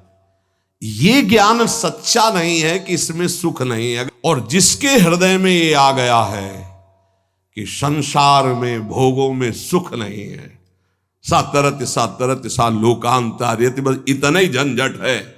जो फसाव है, जो बंधन है, वो केवल इतना ही है कि शास्त्र और सदगुरुदेव कह रहे हैं संसार में भोगों में सुख नहीं है, वो हमारी बुद्धि कह रही है। बस ये झगड़ा मिट जाए, जो वो कह रहे हैं कि नहीं, तो हमारे हृदय में भी आ जाए नहीं, बस हो गया। इतनी बात केवल सुधारनी साधना से कि जो शास्त्र और गुरुदेव कह रहे कि संसार में भोगों में सुख नहीं, तो वही बात हमारे हृदय में आ जाए। और वो उतर नहीं रही। ईमानदारी से वृंदावन की भूमि में बैठे हो, देख लो। हाँ, कहीं बहुत है तुम दुखी हो गए हो तो कहोगे कि सुख नहीं है, पर अनुकूलता आ जाने पर आ जाएगा कि सुख है। कहीं पिट चुके हो तो कह दोगे कि बहुत दुख है, क्योंकि वहां पिट चुके हो। लेकिन वही अनुकूलता आ जाए तो फिर आ जाएगा कि ले सुख तो है। बहुत विचित्र है भगवान की ये माया, बहुत विचित्र है। जब मनुष्य उपासना मार्ग में चलता है तो कामनाओं की बाढ़ आती है, ध्यान रखना। कैसे? जैसे किसी दुश्मन को गिरा दिया है, वो पड़ा है तो आराम से बैठा हुआ, उसको कोई दिक्कत नहीं क्योंकि पड़ा है। अगर खड़ा हो गया दुश्मन, अब वो क्या करेगा? बैठा रहेगा? वो तो पूरी ताकत लगा के फिर गिराएगा। अपने लोग खड़े नहीं, अपने लोग चल पड़े हैं प्रभु की तरफ। आप काम टांग मारेगा कि एक कदम नहीं चलने देंगे। तो ये ज्ञानिनो नित्य वैरिणा। अब उसके ऊपर जो पहले कभी गंदगी नहीं समझ में आई थी, उससे ज्यादा गंदी बात उसको समझ में आई। ये बिल्कुल स्पष्ट समझ लीजिए। आप देखोगे श्री जी की तरफ, प्रभु की तरफ, और उसी क्षण वो दिखाएगा कुछ और, इतनी गंदी बात दिखाएगा कि आपको लगेगा कि हम प्रभु की तरफ भी न देखें। रख रहे हैं भोग प्रभु को पवाने के, और वो अपना का क्या आंख मूंद करके बैठो। भोग लगाने के समय तो मानसिक भोग पवाया जाता है क्या? अरे वो पता नहीं कहां कहां विचरता है, कहां कहां विचरता है। भक्तमाल में एक चरित्र में आता है कि एक संत भगवान गए, राजा से कहा मिलना है, तो सेवा में थे ठाकुर जी की। तो उन्होंने कहा कह दो कि ठाकुर जी की सेवा में। वो त्रिकालज्ञ महापुरुष थे, बोले सेवा में? और उस समय सोच रहे थे कि वो जूती को साफ करवा के चिकना के उसको ऐसे कर। बोले वो तो जूती साफ करवा रहा है कि सेवा कर रहा है? मन से वो कहाँ है? तो तुरंत भाग के आए कि तो कोई त्रिकालज्ञ महापुरुष है। ये केवल भगवान के भजन से सुधरेगा। मन में जैसे घड़ी चलती है ना, ऐसे कामनाओं की घड़ी चल रही है। देख ले, वो अंदर देख ले, और जहां नाम चलाओ तो और घड़ी जोर से चलने लगती है। ऐसे तो सेकंड सेकंड में, मिनट मिनट में। हमें लगता है कि जब नाम चलावे तो हमें लगता है कि घड़ी बिल्कुल रफ्तार से चले, उसको सेकंड मिनट से मतलबे नहीं है। साधक परेशान हो जाता है, ये ले माला रख दी। ऐसी स्थिति होती है। आप लोग मतलब देख लीजिए, अब हम तो देख ही रहे हैं, बचपन से देख रहे हैं, इसकी चाल देख रहे। जब कोई बात करने लगे तो ऐसी तसल्ली होती, बच गए, मानो जैसे बच गए। अब एकदम मंत्राकार वृत्ति कर रहे हैं, जल रहा है मन, जहां कोई आए राधे श्याम राधे श्याम। अब बातचीत शुरू हुई तो एकदम अघा के सांस मन लिया कि यार अब फुर्सत मिली है, फिर देखो चैन मिल जाएगी। बस इसको चैन नहीं लेने देना, अगर इसको चैन लेने दिया तो तुम्हें बेचैन कर देगा, पक्की बात। अब ये लड़ाई लड़ी ले जाती हर एक से, क्योंकि वो अपने को मन माने हुई है। इसीलिए प्रभु सत्संग की बात पकड़ लो, नहीं तो बहुत विचित्र खेल है अंदर का, ध्यान रखना। आप बड़े भाग्यशाली हो जो आपको सत्संग मिल रहा है, आप समझ पा लो और मन से लड़ पाओ गुरु कृपा से, तो जीत जाओगे आप। मन को जिताने के लिए गुरुदेव हैं, दूसरा कोई उपाय नहीं, बात समझ लेना। नहीं तो हमने पढ़ा है योग वासिष्ठ में कि हिमालय को उठा लेना संभव हो सकता है, तूफान को रोक लेना संभव हो सकता है, लेकिन मन को अधीन कर पाना इससे भी कठिन है। हिमालय कौन उठा लेगा? ऐसे इस असंभव कार्य को, मन को रोकने, गुरुदेव की कृपा से, उन्होंने जो मंत्र दिया, नाम दिया, उनका जो कृपा प्रसाद है वो हमारे मन को निष्काम कर देगा। इसलिए गुरु चरणों का आश्रय लेकर खूब नाम जप करें और धैर्य ना छोड़ें, और मन से हार जाओ तो भी मत हारना। ये जन्म भगवत प्राप्ति के लिए भगवत प्राप्ति करनी ही करनी है, पक्का नहीं अगला जन्म क्या होगा हमें कुछ पता नहीं, और ये हार किस युग में पूर्ति होगी इसका भी पता नहीं। इसलिए ये गुंजाइश नहीं रखनी कि इस जन्म में ना सही तो अगले जन्म में, नहीं नहीं, इसी जन्म में करनी हो जाएगी। हम राधा राधा बोल रहे हैं, अभी शरीर छूटे तो अभी श्री जी मिलेंगे। हमारा मन जीता हुआ है या नहीं जीता हुआ? अजामिल वैश्यागामी अंतिम में पुत्र के बहाने नारायण बुलाया, परम पद मिल गया। जीते या ना जीते, राधा राधा कह रहे तो हम जीते ही है। नागरी दासी जन्म जितायो, बलिहारी बलिहारी हमारी सब ही बात सुधारी। कृपा करी श्री कुंज बिहारी, नरसिंह कुंज बिहारी।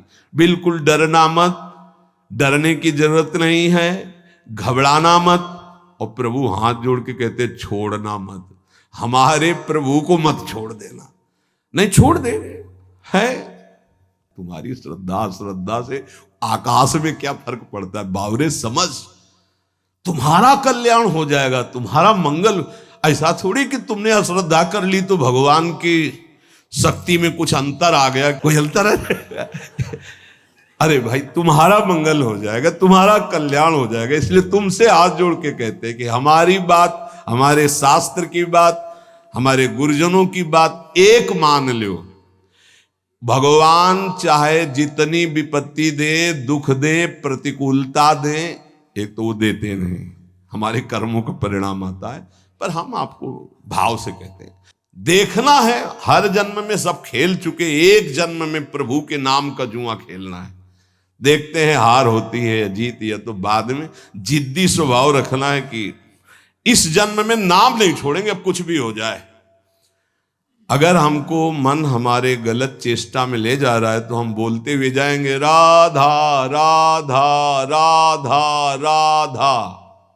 देख लो, हर हार गले की विजय हार बन जाएगी हमारी बात। अंतिम बात मान लेना, हर हार जीत का हार बन जाएगा। यदि जिभ्या से राधा राधा, देख लेना, बात मान लो, छाती की बात कहते हैं। इस माया से जीतना बहुत कठिन विषय है। बातें बना लेना बहुत सरल है, प्रवचन कर लेना बहुत सरल है, आचरण में उतारना बहुत कठिन है। कैसे जीते? राधा राधा राधा। जिधर जा रहे हो घसीटते वायु ले जा रही है, तो हम छोड़ेंगे नहीं तुम्हें। नरक चलेंगे तो राधा राधा, स्वर्ग चलेंगे तो राधा राधा, परम पद तो राधा राधा। अर्थात हमारी बात समझो, कुछ भी अब तुम्हें नहीं छोड़ेंगे, गले पड़ गए कहीं भी। अरे हम वो नहीं छोड़ सकते तो तुम्हें कैसे छोड़ सकते? पर ऐसी बुद्धि, प्रभु को छोड़ देंगे और कुछ नहीं छोड़ पाएंगे। ये ना करो प्रभु। हम आपको इसीलिए इतनी बात जो नहीं पूरी व्यक्त रूप से कह नहीं चाहे। असत मार्ग में कैसे जा सकते? हम कह रहे हैं हवा चली है, घसीट के ले जा रही है, तो हमारे जब कदम उधर चल पड़े तो हम आपको नहीं छोड़ेंगे। नहीं, लोग नहीं कहते अब तुम्हें बख्शेंगे नहीं तो अब हम प्रभु को नहीं बख्शेंगे। पक्की बात है, हमें बहुत सताया है आपकी माया ने, अब हम तुम्हें नहीं बख्शेंगे। कैसे? तुम्हें नहीं छोड़ेंगे। बख्शने का मतलब क्या? नहीं कहते बख्श दो, छोड़ दो, प्रभु छोड़ दो, अब हम आपको नहीं छोड़ेंगे। ये हमारी ये बात हृदय से मान लेना। जो कुछ छोड़ पाओ, ना छोड़ पाओ तो इनको मत छोड़ो भाई।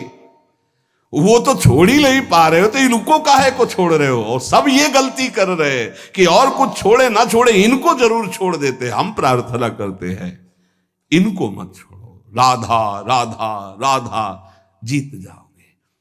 प्रभु बड़े कृपालु हैं, वो जिता देंगे हमें। हमारी सामर्थ्य नहीं काम क्रोध पर विजय प्राप्त कर। बहुत जोर का योद्धा है, बड़े बड़ों को एकांत में रोना पड़ा है। इसलिए आप तो समझ ही रहे होगे हृदय की दशा देख के। अब हमको वृंदावन की भूमि में बैठ के नियम लेना है कि हम कुछ छोड़ पाए या ना छोड़ पाए, ये तो वादा नहीं करते प्रभु, क्योंकि सामर्थ्य नहीं दिखती। लेकिन आपको नहीं छोड़ पाएंगे, पक्की समझो, हृदय की बात है। हे प्रीतम, हम जहां जाएंगे अब घसीटेंगे आपको भी साथ में ले चलेंगे। बस ये पकड़ लो तो वो जाने नहीं देंगे। और जब उनको छोड़ देते हो तो बात है। इसीलिए हम लोग सुहाग भरे घूमते हैं। ये देखो, ये मंगल सूत्र है, ये जो कंठी है ये मंगल सूत्र, ये जो है ये सुहाग है कि अब हम कैसी भी हैं तो आपकी, जहां जाएंगी तो आपके साथ हम हैं, हमारे साथ आपको रहना होगा। ये कौन से हैं बाबा जी? बोले राधा वल्लभ जी के बाबा जी। फंसो महाराज, जय होगी तो आपकी और पराजय होगी तो आपकी। अब केवल आप ही हमारे हैं, अब आपको नहीं छोड़ने वाले। हर स्थिति में राधा बोलेंगे, हर स्थिति में आपको साथ रखेंगे। खान पान उठते बैठते कभी आपको छोड़ने वाले नहीं। ये इतनी बात पकड़ लो, हम तुम्हें सहज भाव में कह रहे हैं। जो छूट रहा है असत आचरण, बड़ी कृपा है भगवान की। यदि नहीं छोड़ पा रहे तो मेरे प्रभु का नाम मत छोड़ना। अहो वत्सुपस्तो गरीयान यज्ञाग्ये वर्तते नाम तुभ्यम। यदि नाम चल रहा है तो परम पद निश्चित मिलेगा। आप हमारी विश्वास पूर्वक बात मान लीजिए। नाम महामंगल मोदमय है। और क्या जाता है? हम कह रहे हैं मन नहीं लग रहा तो राधा राधा राधा राधा राधा राधा, जहां जो मिल रहा है खा रहे हैं, राधा राधा, जहां कदम चल रहे राधा राधा। आपको नहीं छोड़ना, कुछ छूटे या ना छूटे, ये बात बैठा लो यार, बैठ जाएगी। बड़ी कठिन है, अगर बैठा लो तो बात बन जाएगी। हम तो सार बात ये पकड़ पाए हैं कि महाराज आपके लायक हम बन पावे कि ना बन पावे कोई वादा नहीं है। ये छोड़ दे इसका भी वादा नहीं। फिसड्डी हैं, आज कहेंगे कसम से, कल फिर वही करेंगे। हमारे में ताकत नहीं नजर आ रही। देख लो भाई, अब भीष्म प्रतिज्ञा वाले जो हैं उनको तो हम प्रणाम करते हैं, पर भीष्म जैसे तो भीष्म ही जी थे, दूसरे तो हैं। तो एक बात पकड़नी हम कलयुगी साधकों को, हर स्थिति में प्रभु आपको नहीं छोड़ने वाले। बस ये बात हमारे दिमाग में बैठ गई है। हर स्थिति में अपवित्र पवित्रो वा, बस ये बात बैठा लो। सबसे हाथ जोड़ के कह रहे हैं, आपके कल्याण के लिए कह रहे हैं। कैसी भी स्थिति हो, राधा राधा राधा राधा, जीत जाओगे, जीत जाओगे। संयम, नियम, व्रत, नाना प्रकार के तीर्थयाटन, समुदाय साधन के ऐसे ऐसे अपराध हैं, एक क्षण में सबको भस्म कर देंगे। लेकिन नाम एक अविनाशी ऐसा है, किसी की भी ताकत नहीं कि इस नाम को भस्म कर सके। जैसे कि कल एक उपासक ने पूछा कि एक महीने में एक बार क्रोध करने से भजन नष्ट हो जाता है, तब तो भजन का क्या लाभ मिलेगा? कहा नहीं, भजन नष्ट नहीं होता, उसका फल ढक जाता है। राधा बोला अविनाशी, किसी की ताकत नहीं कि इसको नष्ट कर सके। हाँ, बोलने की क्षमता रुक जाएगी आपकी अगर अपराध बनेगा, और उसका प्रभाव आनंद रुक जाएगा, लेकिन वो तुम्हारा वहीं जमा है। तुमसे महत अपराध बनेगा, दंड भोगोगे। अगर 100 बार नाम लिया है तो 101 बार से शुरू होगा, 99 से नहीं। ये ध्यान रखना, ये अमोघ अविनाशी बैंक में जमा हो जाता है। भरत जी मृग बने तो मृग की अवस्था में भी वही मंत्र जपे जो भरत जी के रूप में जप रहे थे। इसलिए नाम नहीं छोड़ेंगे महाराज, चाहे जहां हमको तुम्हारी ये माया ले जाए, हम बोलेंगे राधा राधा ही। यही जीवन का परम लाभ मिल जाएगा अगर पकड़ लो प्रभु का नाम, प्रियाजू का नाम। शेष चर्चा आगे। श्री राधा वल्लभ लाल की।